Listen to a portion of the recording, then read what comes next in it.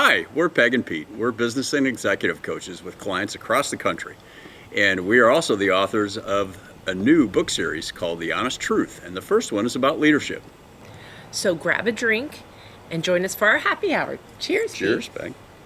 So today we're going to talk about when we're working with executives, owners, leaders, what are some of the things or habits that they've created that have held them back or are holding them back and they don't realize it. So why don't we cover 3 today? Pete, why don't you do the first one?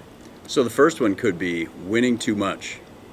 And if you're so competitive, and a lot of us have been in sports in the past, or maybe we're athletes still as adults, and we want to win at all costs to the extent where I might hurt somebody's feelings, or maybe skip a boundary or two, or a rule or two to get to the end result that I want in business.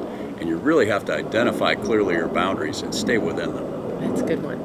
Okay, number 2 would be passing judgment. And what we mean by that is if we have a lot of clients that say they're not doing it the way I would, or this is how I would approach it. I'm passing judgment on how you're completing things or how you're doing things, and I'm not really happy with it because it's not the way I would do it. And as you're growing as a leader, you have to be able to delegate, trust, and allow people to do it in their way as long as the result is what you want. Don't worry about that process. And the last one is adding too much value. So, and I've done this a time or two, and you're in a meeting and somebody says something and you've got this pearl of wisdom you want to lay on everybody. And we ask our leaders and managers to be the last one to speak in most situations because we really want everybody to participate. And that's how people learn, is by working through problems on their own. And only when they're at an impasse or they get stuck can you get in there and help.